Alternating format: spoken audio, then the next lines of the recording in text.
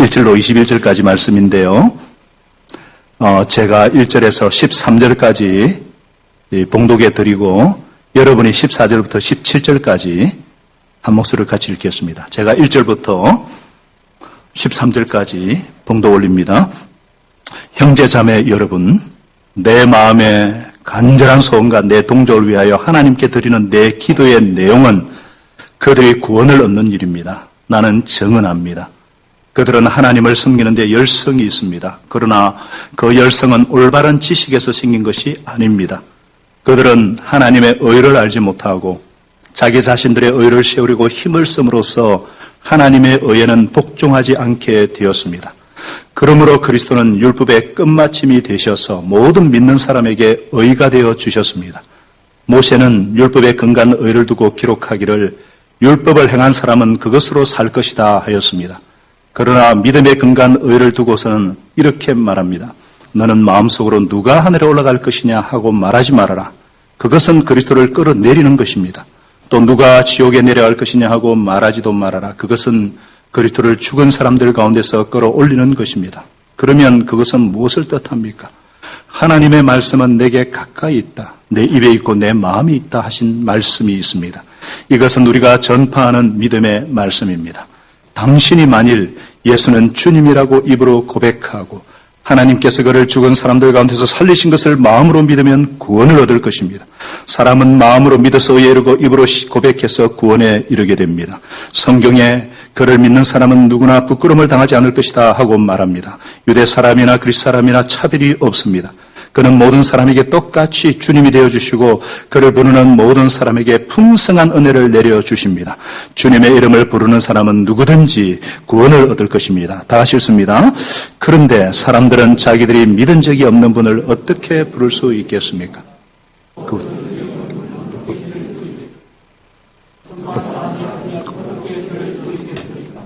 보내심을 받지 않은데 어떻게 선포할 수 있겠습니까? 성경에 기록한 바 기쁜 소식을 전하는 이들의 발걸음이 얼마나 아름다우냐 한 것과 같습니다. 그러나 모든 사람이 다 복음에 순종한 것은 아닙니다.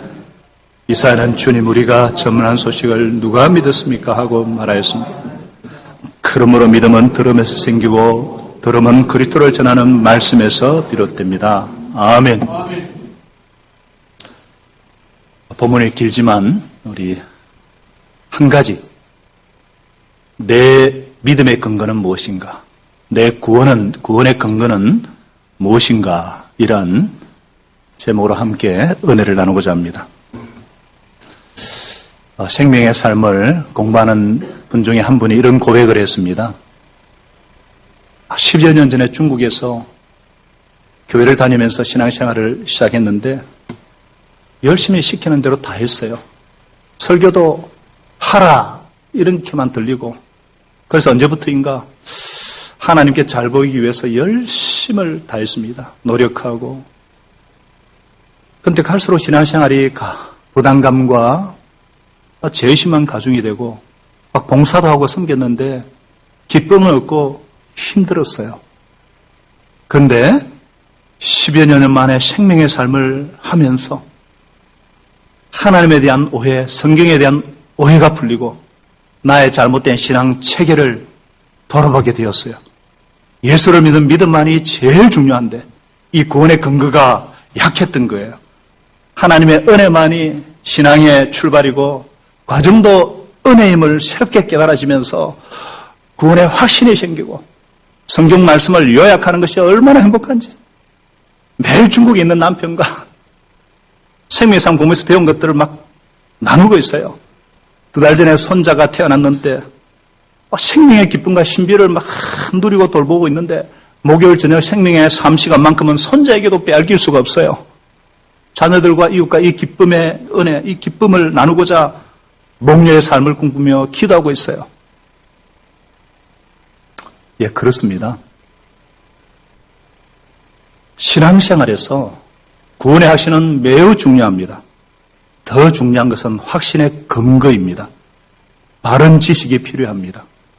그래야 바른 믿음이 나옵니다. 그래야 바른 열성도 나옵니다. 왜냐하면 열성, 열심도 좋지만 그것이 잘못된 것일 수도 있기 때문입니다. 2절에 보니까 그들은 하나님을 믿는데 열성이 있습니다. 그러나 그 열성은 올바른 지식에서 생긴 것이 아닙니다. 유대인들은요, 열심히 금식했고, 열심히 기도했고, 막 열심히 율법을 지키려고 발버둥을 쳤습니다. 그러나 그들이 지녔던 그 열성은 안타깝게도 바른 지식에서 건강한 것이 아니라 자기 열심이었습니다. 저도 마찬가지입니다. 저도 한때 열심이라면 둘째라 가라면 서러울 정도였습니다. 뭐 시키면 시킨 대로 다 했습니다. 매일 전도하러 나왔고요. 매일 성경을 가르쳤고 나중에는 입에서 단대가 났습니다. 하루에 7명씩 막 1대를 1시간 반씩 성경공부를 하니까 막 단대가 났습니다. 성경 지식이 쌓이고 외적으로 드러나는 인정과 열매는 있는데 내면은 행복하지가 않았습니다. 열심히 살지 못하는 사람을 판단하고 정죄하고 자기의 의로 충만해서 막 불평하고 투덜거리고 나중에는 독이 가득했습니다. 참 무서운 일이죠. 여러분은 어떻습니까? 여러분은 그런 분 없죠? 잘 배우셨으니까. 어떤 분은요, 굉장히 쉽게 예수 믿어요. 예수 믿기로 결정한 그 뒤, 막 벼랑간 그 모든 삶이 바뀌는 분도 있어요. 아니, 생각해 보세요. 아니, 구원받는 일이 하늘에서 별을 따고 바다에서 진주를 캐는 일과 같다면은 누가 예수를 믿을 수 있겠어요? 구원은 누구에게나 모든 민족에 주어지는 하나님의 선물이라고 했는데 왜 어떤 사람은 예수 믿는 것이 그렇게 힘들고 왜 어떤 사람은 예수 믿는 것이 쉬운가? 뭐가 문제인가? 도대체 뭐가 문제인가? 오늘 본문은 바로 여기에 대한 분명한 해답을 제시해 주고 있습니다. 바른 지식에 근거한 바른 믿음이라야 한다는 것입니다. 그래야 바른 열심이 나오고 그것이 하나님을 기쁘시게 하는 믿음이라고 정언하고 있습니다. 그렇다면 우리의 믿음의 근거, 내 믿음의 근거, 내 구원의 확신의 근거는 무엇이어야 할까요? 이를 위해서는 먼저 알아야 합니다. 무엇을 알아야 되느냐? 열심보다 더 중요한 것은 올바른 방향입니다. 무슨 말이죠? 말씀에 근거한 바른 열심, 하나님이 원하시는 열심을 내야 한다는 것입니다. 왜 열심보다 더 중요한 것이 바른 방향인가? 3절은 말씀하죠. 그들은 하나님의 의를 알지 못하고 자기 자신들의 의를 세우려고 힘을 씀으로써 하나님의 의에는 복종하지 않게 되었습니다. 이스라엘의 실패는 믿음에 근거하지 않고 행위에 의거해서 어려움을 쟁취하려고 했기 때문입니다. 그 결과 그들의 그 열성은 하나님의 의와는 전혀 상관없는 자기 열심, 바른 지식에 근거한 열심이 아니라 자기 나름의 열심, 좀 심한 말로 하면은 자기 멋대로의 열심입니다. 그 결과 도리어 하나님의 의를 대적하는 죄악을 저지르고 말았어요. 바로 그들이 그토록 애지중지하던 그 율법의 완성자이신 예수님을 도리어 받아들이지 못하고 배척했습니다. 왜 그렇습니까? 자기 고집에서 나오는 잘못된 열성 때문이에요. 그렇죠? 그건 우리도 마찬가지예요. 믿음을 못 가지는 분들을 가만히 보면은 왜 못 믿습니까? 대부분 자기 가진 고집 때문이에요. 고집이 없는 분은 좀 쉽게 믿어요. 여러 종류의 고집이 있잖아요. 구원에 대해서 다른 길이 있다고 믿는 고집일 수도 있고, 천국, 지옥, 나 그딴 거 안 믿어요. 그럼 고집일 수도 있고, 그거는 믿고 안 믿고의 문제가 아니고 사실이냐 아니냐의 문제인데, 나 그딴 거 안 믿어요. 그런 고집. 교회는 약한 사람만 다니는 곳 아니에요? 교회는 몹쓸 곳이다 하는 이런 고집. 종친일도 하사불성. 나는 믿음 없이 살 수 있다. 나는 부모님하고는 다르다. 내 인생은 나의 것이다. 뭐 여러 가지 고집들이 있죠. 그래서 그렇게 고집이 강한 분들에게 뭐 교회 얘기를 하거나 뭐 복음을 전하고 그러면은 막 화를 내는 경우가 있어요. 그리고는 더 열심히 자기가 고집하는 것을 추구합니다.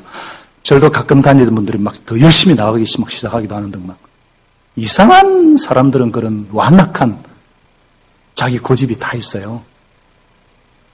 그런데 여러분, 이런 율법과 도덕, 그런 자기 고집에 기대어 사는 사람이 과연 의롭게 될 수 있을까요? 사람은 뭐 착하기만 하면 뭐 살면 천국 가든 뭐 극락 가든 좋은 데 가게 되어 있어. 그러니까 착하게 살면 돼. 그게 가능합니까?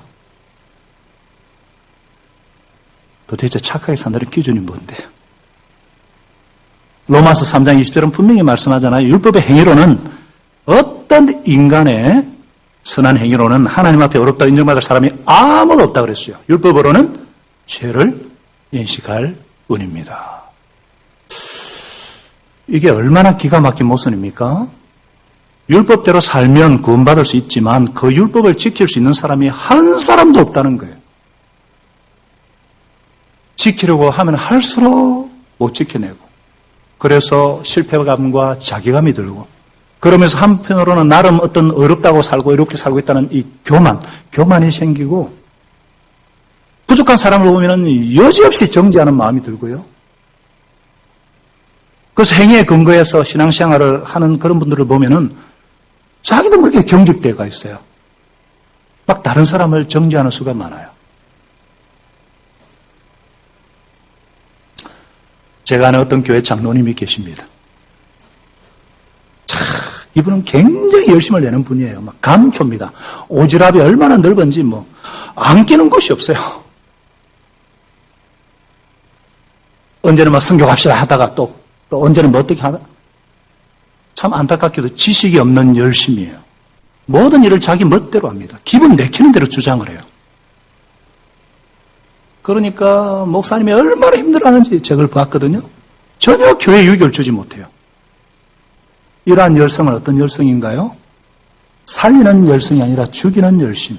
세우는 열심이 아니라 하나님의 교회를 무너뜨리는 열심. 말씀에 근거를 둔 열심이 아니라 자기 나름대로의 무지한 열심이죠. 우리도 그럴 수 있습니다. 참 사람이 완악해요. 완고하고 고집이 세죠. 자기 발견이 더뎌요. 하나님께서 율법을 주신 목적은 무엇입니까? 철저하게 우리가 죄님을 깨닫게 하는 데 있잖아요.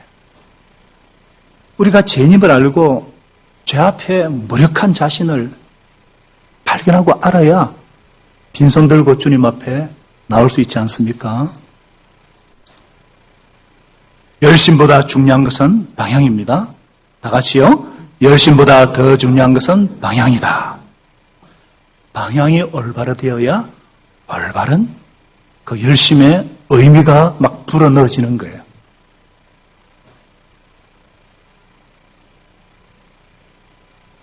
그렇다면 내 믿음의 근거를 어디에 두어야 하겠습니까? 예수 이름에 두라는 것입니다. 어디에요? 예수 이름에 두라. 바른 지식과 바른 믿음을 가지라는 거예요. 믿음의 핵심을 알아야 된다는 거예요.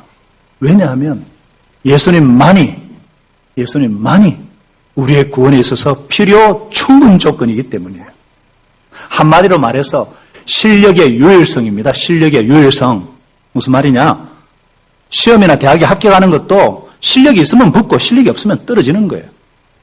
이번에 바울 목장에 건도비 형제가 480여 대 1을 뚫고 BMK 그룹에 합격을 했어요. 너무 기뻐가지고 목사님 기도해 주셔서 감사하다 막 이렇게 연락이 오고. 첫째 하나님 은혜라는 걸 본인도 알고 있고요. 실력이 있으니까 붙은 거겠죠. 구원은 더 다릅니다. 구원은 예수 이름 하나에 달려 있습니다. 4절은 말씀하죠. 그러므로 그리스도는 율법의 끝마침이 되셔서 모든 믿는 사람에게 의가 되어 주셨습니다.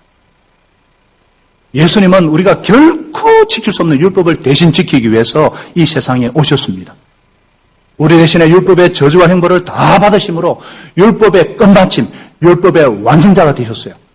마태복음 5장에 보면은 7장까지 보면은 구약에는 이렇게 했지만 나는 너에게 이르노니 더. 왜냐하면 율법의 완성자시고 법을 만드신 분은 아니라 그것을 완성하신 분이시기 때문에 할렐루야. 그래서 누구든지 주님의 이름을 부르는 사람은 누구든지 구원을 얻습니다. 그러므로 사랑하는 여러분, 우리가 어렵다면 받기 위해서, 우리가 구원을 얻기 위해서 율법의 무거운 짐을 막 지고 막 거기에 시달릴 필요가 없어요. 그것은 마치 하늘에 올라가서 그리스도를 끌어내리려는 시도와 같고요. 지옥에 내려가서 예수님을 막 끌어올리려고 하는 헛짓이에요. 이미 예수님이 다 하셨는데 구원을 위해서 하늘을 헤매고 다닐 필요도 없고 땅속을 뒤지는 등 그런 노력을 할 필요가 없어요. 그런데 사람은 이상합니다. 쉬운 것은 그냥 하지 않으려고 합니다. 싼 물건보다 비싼 물건 더 좋아하고요. 어려워야 진리인 줄 압니다. 아니죠. 진리는 아주 쉬워요. 누구에게나 보편타당이고 영원불변하고 그게 진리죠. 태양은 아침에 떴다가 저녁에 져요. 진리는 단순합니다. 진짜 진리는 돈이 들지 않아요. 공기를 돈 주고 사는 사람이 있습니까? 너무 귀한 것은 진짜 좋은 것은 공짜예요. 그래서 선물이에요, 구원은. 오늘날 사랑의 위기가 바로 여기 있습니다. 사랑을 돈을 주려고, 진리도 돈을 주고 사려고 하니까 문제가 되는 거예요. 그건 진리가 아니죠. 값을 매길 수가 없는데, 굳이 값을 따지면 하나님의 예수님의 생명의 피값으로. 구원은 하나님의 선물입니다. 오직 그 은혜를 인하여 믿음으로 의롭다함을 받습니다. 오늘 본문은 그것을 좀 더 설명하고 있어요. 쉽게 설명하고 있어요. 쉽게. 8절에 그렇잖아요. 하나님의 말씀이 내게 가까이 있다. 내 입에 있고 네 마음에 있다. 예. 하나님의 말씀, 생명의 말씀, 구원의 말씀은 하늘에 있지 않습니다. 말씀이 하늘에 있어서 그것을 막 하늘로부터 가지고 와서 지켜야 한다면 누가 지킬 수 있겠어요? 하늘에 별을 따고 바다에 진주를 켜내려면 누가 감히? 그 아니라는 거예요. 그 영원한 생명의 말씀이 육신이 이 땅에 오셨어요. 신이 하늘로부터 이 땅에 내려오셔서 저와 여러분을 대신하여 고난 당하시고 죽으셨어요. 우리 대신 지옥의 고통을 당하셨어요. 그래서 율법의 저주에서 해방시키셨어요. 이것이 하나님이 우리를 위해서 친히 마련하신 하나님의 의. 하나님의 의. 이 하나님의 의는 이미 전파되어서 우리 가까이, 가장 가까이 있습니다. 그러면 오직 믿음으로 하나님의 의를 받아들이기만 하면 됩니다. 믿기만 하면 됩니다. 어떻게 해요? 9절은 말씀하죠. 같이 9절을 읽겠습니다. 9절을 시작. 당신이 만일 예수는 주님이라고 고백하고 하나님께서 그를 죽은 사람들 가운데서 살리신 것을 마음으로 믿으면 구원을 얻을 것입니다. 바로 그 믿음의 본질은 뭐냐? 예수 그리스도는 주님이시다. 예수 그리스도를 주로 고백하는 거예요. 여러분, 주님입니다. Jesus is my Lord. 예수님은 구세주일 뿐만 아니라 Savior, 구세주일 뿐만 아니라 부활하신 주님. 부활하셔서 나를 위해 죽으시고 부활하셔서 내 삶을 주관하시는 하나님이시다. 주님이시다.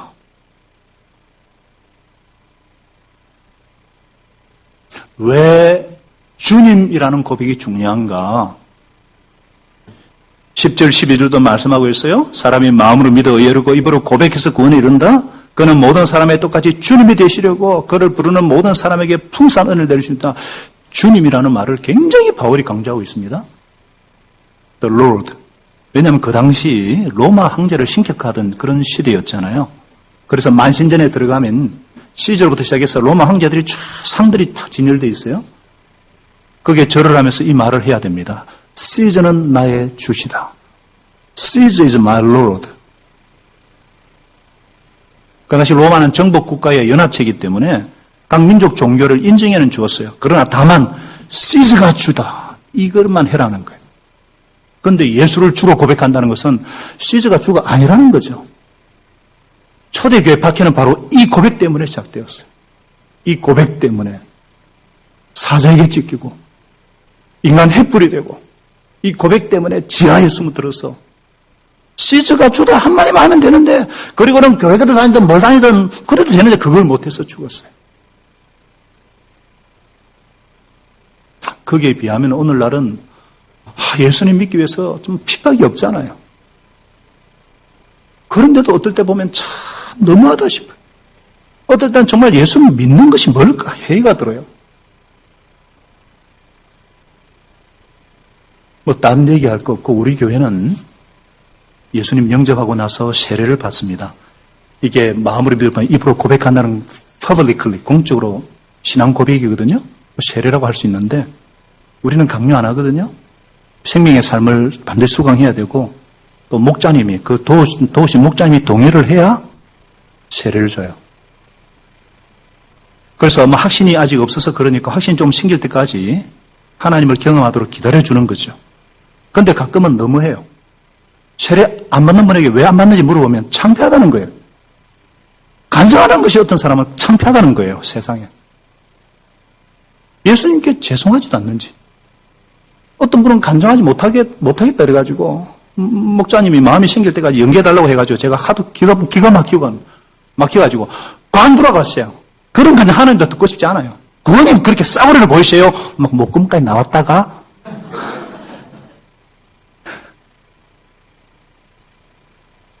초대 때는 목숨 걸고 그래도 믿었는데 그건 아니죠.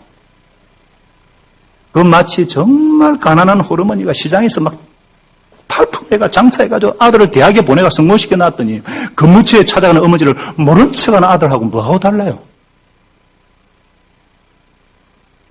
하나님 얼마나 마음이 아프시겠어요? 자기를 위해서 죽기까지 했는데 간증하는 것이 창피하다고? 자기 얘기하라고 그랬어요? 하나님 자랑하라는 거지. 그게 간증이지. 마태복음 10장 33절 말씀하잖아요. 그러나 누구든지 사람들 앞에서 나를 부인하면 나도 하늘에 계신 내 아버지 앞에서 그 사람을 부인할 것이다. 그래서 여러분 간증은 피하면 안 돼요. 우리 예수 믿는 사람들은 식다 기도도 안 하는 척하고 그러면 안 돼요. 하나님 마음 아파하셔요. 담대하게 나 예수 믿습니다. 선포하고 정말 예수 믿는다고 선포하면 정말 크리스찬답게 살려고 하면 우습게 보는 사람 없습니다. 이야 진짜네. 왜요? 누구든지 주의 이름을 부르는 사람은 부끄러움을 당하지 않을 것이라 그랬어요. 사랑하는 여러분, 구원의 확신은 내가 예수님을 주로 모셨느냐 안 모셨느냐 이것 하나에 달려 있습니다. 구원의 확신의 근거는 하나님의 말씀에 대한 믿음입니다. 감정이나 느낌이 아니고 행위도 아니에요. 예수 이름. 예수 이름.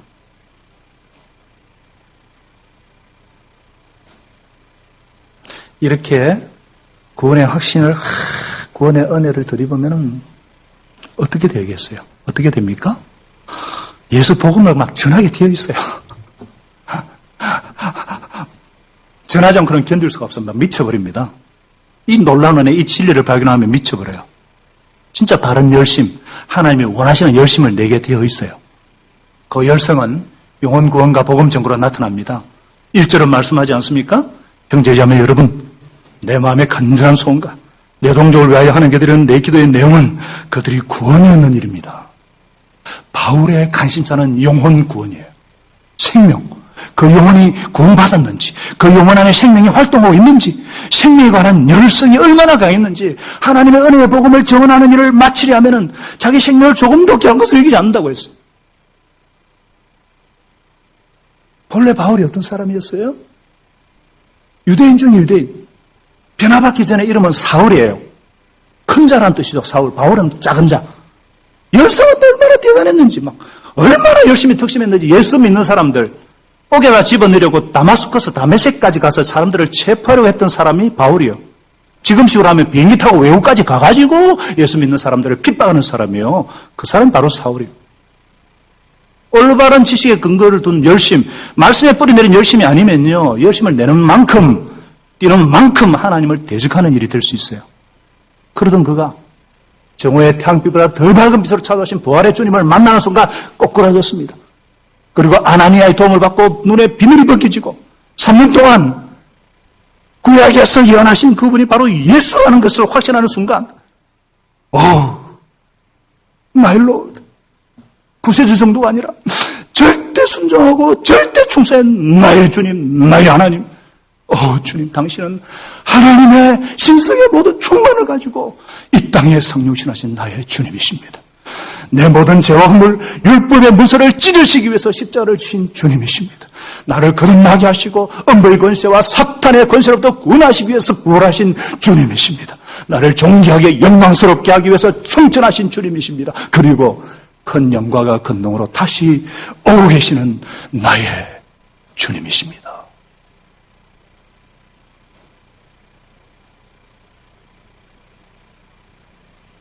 할렐루야. 살아계신 하나님의 아들 예수 그리스도, 이 생명의 복음을 전하는 이 말씀에 근거한 열성, 하나님이 원하시는 열성을 내는 자로 변화되었어요.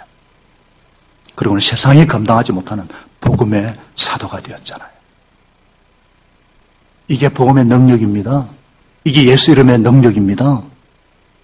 누구든지 주의 이름을 부르는 자는 구원을 얻을 것입니다. 여러분, 예수 이름의 권세와 능력이 여러분의 영과 혼과 육을 사로잡고 계십니까? 건드리기만 하면 예수님이 티 나오십니까? 예수 이름의 권세를 믿고 의지하고 그 이름으로 기도하고 그 이름이 나를 살리고 그 이름이 나를 여기까지 인도하고 하늘나라 가기까지, 그때 가서도 주님 앞에 외칠 나의 고명은 예수님은 나의 주님이십니다.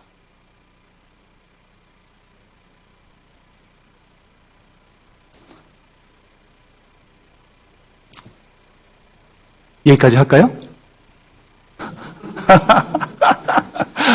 1부니까 조금 더 해요, 그럼. 시간이 보니까 2부는 여기까지 해야 될 것 같고 1부는 그래도 좀 우리 리더들이 많으니까 주님의 이름을 부르는 사람은 구원을 받는데 이 이름을 부르기 위해서는 제법 많은 과정이 연루되어 있는 것이 14, 15절에 말씀하고 있잖아요. 사람들이 자기 믿은 적이 없는 분을 어떻게 부를 수 있겠어요? 들은 적이 없는 분을 어떻게 믿을 수 있겠어요? 선포하는 사람이 없으면 어떻게 들을 수 있겠습니까? 보내심을 받지 않은데 어떻게 선포할 수 있습니까? 요거 순서 바꿔놓으면은 보내심, 선포, 들음, 믿음, 주를 부름. 이게 가만히 보니까 한 송이 국화꽃을 피우는 것과 같아요. 영혼의 꽃을 피우기 위해서 가장 필요한 것이 먼저 보내시는 하나님의 손길이죠. 하나님 우리의 구원을 위해서 누군가를 보내셨잖아요. 그래서 구원받은 사람들의 그 인생을 돌아보면요, 반드시 하나님 보내신 그 누군가가 있어요. 곳곳에 있어요. 저는 말씀드린 적이 있는 것 같은데, 신앙이 없는 집안에서 자랐기 때문에 중2 때 친구 따라서 찐빵 얻어먹으러 딱 한 번 교회 간 것밖에 없어요. 그게 어렴풋이 기억이 납니다. 그렇게 해서 그런 식으로 하나님의 존재를 알도록 하나님은 계속 제 주위에 사람을 보내셨어요. 계속 그런데도 마음의 문을 닫았죠. 그러다가 결정적으로 실제로 복음을 선포해준 목자님이 계셨어요. 그리고 결정적으로 제 마음의 문을 열고 예수님을 주여 그리스도로 모셔드릴 때 제가 하나님 앞에 회개한 것이 그거였어요. 문전박대한 것 정말 죄송합니다. 그런데 마음의 문을 열었을 때 주님이 내 주요 왕으로 임하시고 말씀을 통해서 찾아오시고 놀라운 구원을 베풀어 주셨어요. 선포하는 사람이 없으면 어떻게 들을 수 있겠습니까? 그래서 이제 우리도 이 복음의 실체를 체험했다면은 이제는 하나님이 보내실 때 가서 선포하는 사람이 되어야죠. 오늘 내가 만나는 그 누군가를 위해서 하나님이 나를 보내셨다. 이걸 인식하고 내가 있는 자리에서 선포하는 사람이 되어야죠. 이럴 때는 선포가 말로만 하는 건 아닙니다. 데살로니가전서 1장 5절에 있듯이 우리는 여러분에게 복음을 말로만 전하는 것이 아니라 그랬어요. 능력과 성령과 큰 확신으로 전하였습니다. 우리가 여러분 가운데서 여러분을 위해서 어떻게 처신하였는지를 여러분은 알고 있습니다. 뭐예요? 말로, 능력과 성령과 큰 확신으로, 그리고 합당한 처신으로. 복음을 접하기 어려운 곳에는 선포 자체가 중요하지만 우리가 사는 곳은 복음을 늘 접할 수 있는 곳이기 때문에 말의 선포만 안 돼요. 정말 처신으로서의 선포도 중요합니다. 지혜도 필요합니다. 어떤 믿음이 좋은 할머니 한 분이 계셨어요. 원치 않는 질병으로 병원에 1년 가까이 입원을 했어요. 이분이 건강할 때도 열심히 전도했던 권사님인데 병상에 누워서 어떻게 하면 전도할까 골똘하게 생각하다가 기도 중에 하나님께서 할머니에게 지혜를 다 주셨어요. 알바 대학생을 고용하기 시작했습니다. 하루 3시간, 4시간 성경을 읽어달라고 부탁합니다. 내가 병이 들어서 성경을 참 읽지 못하니까 옆에서 성경을 읽어주게. 그러면은 내가 일주일에 얼마, 한 달에 얼마 주겠네. 학생이 성경을 읽어요. 마태복음, 마가복음, 누가복음, 요한복음 쭉 읽어갑니다. 그러다 중요한 구절, 주 예수를 믿어라. 그러면 너와 내 집이 구원을 얻으리라. 구절 나오면은 들리는 잘 들리는데 일부러 안 들리는 척. 학생 잘 안 들리네. 다시 한번 읽어주게나. 학생은 할머니 부탁이니까 알바니까 그냥 또 읽어요. 그런데도 말씀에 부딪힘이 없는 것 같으니까 2번, 3번 반복시킵니다. 그렇게 성경 읽기를 시키니까 후에 그 대학생이 성경 읽다가 말씀에 감동을 받고 성령 은혜로 예수를 믿고 구원받은 거예요. 이렇게 1년에 10명 이상의 대학생을 전도한 영혼 구원을 시켜놓은 거예요. 제가 지금 설교하고 있습니다. 제 설교에 동의하는 분이 계실 거예요. 그럼 제 설교가 어디에 있습니까? 여러분의 마음에 있습니다. 제 설교가 마음에 드셨다면 누군가와 이 들은 것을 얘기할 거잖아요. 그러면 제 설교 어디에 있어요? 입에 있는 거예요. 마찬가지예요. 마음이 열리면 말씀이 내 안으로 들어옵니다. 그리고 은혜 받은 말씀을 목장 식구들과 함께 나누면 말씀이 입에 있는 거예요. 말씀이 여러분 머리에 있고 그 마음에 있고 입술에 있듯이 구원 역사도 멀리 있는 것이 아니에요. 어떤 사람은 너무 기뻐서 찬양을 해요. 기쁨을 이기지 못하고 막 말을 하는 거예요. 예수님이 좋기 때문에 그분과 막 대화를 하는 거예요. 그게 기도입니다. 예수님이 좋으니까 자꾸 찬양하는 거예요. 예수님이 좋으니까 막 자꾸 잘하는 거예요. 그게 전도예요. 어떤 분이 교회가 너무너무 싫어가지고 오래 고집으로 버티다가 딱 한 번만 나와봐라. 아내 말에 그냥 진짜 딱 한 번만 있다고 교회에 왔는데 예배 끝나고 가는데 뒤에 앉아있던 아들이 아빠 딱 한 번만 온다고 했으니까 이제 다음 주부터는 안 올 거지? 그 한마디에 고민하다가 야 남자가 시작을 했으면 끝을 봐야지. 그 한마디 때문에 결국 예수님 영접하고 세례까지 받고 늘 싸움하던 부부관계 자녀들과의 관계가 얼마나 바뀌는지 그 잠깐의 순간 그래 가자 그 선택이 모든 것을 바꿔놓는 거예요. 그렇기 때문에 우리는요 하나님의 어떤 은혜가 있기 때문에 조바심 되지 말고 인내로 기도할 때 하나님의 때 하는 방법대로 자꾸 복음의 말씀이 듣도록 해줘야 돼요. 믿음은 들으면서 나오고 그래서 믿음이 자라면 자꾸 들어야 됩니다. 그런데 이걸 또 오해하는 분이 있어요. 유튜브에 들어가서 여기저기 유명한 설교 자꾸 들어요. 종일 듣는 사람도 있어요. 그러면 믿음이 자란다 생각하는데 아닙니다. 그냥 기만 고급스럽게 될 위험이 있어요. 그럼 그 다음에 웬만한 말씀에는 감동도 안 해요. 믿음이 자랐다는 건 뭐냐? 고집이 꺾이고 하나님에 대한 신뢰가 생기고 이웃을 더 사랑할 줄 알고 더 희생할 줄 알고 여기 듣기만 해도 되는 거예요? 아니죠. 물론 부흥성회나 설교 말씀을 완전히 소화할 때까지는 반복해서 듣는 거 좋아요. 그러나 어떤 경우든지 소화하고 실천하는 게 중요하죠. 정말 그 믿음이 예수님의 이름을 부르는 상태가 될 때까지. 어떤 분은 자기에게 견딜 수 없는 시련이 와서 기도의 자리에서 울었답니다. 그러면서 하나님을 막 원망했어요. 왜 저에게 이런 일이 있습니까? 그리고 기도 끝에는 그랬답니다. 하나님. 하지만 제가 하나님 말고는 갈 데가 없다는 거 압니다. 바로 그거예요, 그거. 이것이 예수님의 이름을 부른 거 아니에요?